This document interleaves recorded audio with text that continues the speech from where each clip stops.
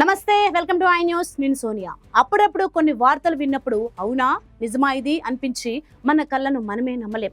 అలాంటి ఒక వార్త ఇప్పుడు సోషల్ మీడియాలో ట్రెండింగ్ అవుతోంది. ఇది నిజమైతే మన తెలుగు రాష్ట్రాల్లో చాలా మంది బ్యాచిలర్ల గుండెల్లో లడ్డూలు పగిలిపోతాయి. అవును, మనం మాట్లాడుకుంటున్నది రష్యా గురించి. జనాభా తగ్గింది కాబట్టి మన భారతీయులు రష్యా వచ్చి మా ఆడపిల్లలను పెళ్లి చేసుకోండి అంటూ రష్యా ప్రభుత్వం ఆహ్వానిస్తోందట. అంతేకాదు, ఒక్కో మొగాడికి ఒక్కో ఉచిత రష్యన్ అమ్మాయిని ఇస్తామంట. ఇది విన్న మన ఆంధ్ర తెలంగాణ బ్యాచిలర్ల పరిస్థితి ఎలా ఉందంటే వీసా అప్లికేషన్ ఫారాలు పట్టుకొని టికెట్ బుక్ చేసుకోవడానికి రెడీగా ఉన్నారట. అసలు ఇది నిజమా? ఈ వార్త వెనుక ఉన్న కథ ఏంటి ఇప్పుడు చూద్దాం.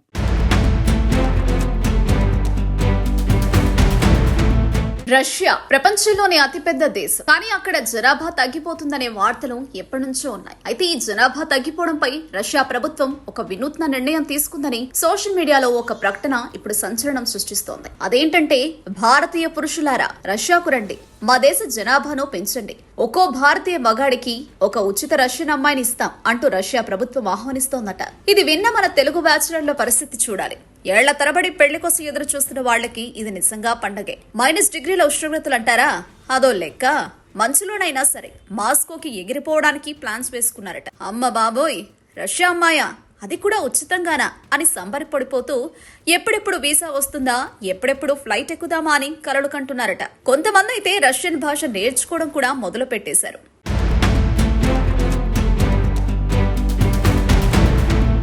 కానీ అసలు నిజం ఏంటో తెలుసా? ఈ నేను పాపిని అనే పేజీలో వచ్చిన ఈ వార్త పూర్తిగా అబద్ధం, పూర్తిగా ఫేక్ న్యూస్. రష్యా ప్రభుత్వం అలాంటి ప్రకటన ఏదీ చేయలేదు. ఫ్రీ రష్యన్ అమ్మాయి అనేది కేవలం సోషల్ మీడియాలో వైరల్ అవుతున్న ఒక సరదా జోక్ మాత్రమే. ఎవరో అలాంటి నమ్మకాలతో రష్యాకి ప్రయాణానికి సిద్ధం కాకండి. -డిగ్రీల చలిలో కాలికి గజ్జ కట్టుకు తిరగాల్సిన పరిస్థితి వస్తుంది తప్ప రష్యన్ అమ్మాయిలు కాదు కదా, టీ కూడా ఉచితంగా దొరకదు. అయినా సరే ఈ వార్త వినగానే మన బ్యాచిలర్ల కళ్లలో మెరిసిన ఆనందం, ఆ ఆశ, అది మాత్రం నిజం.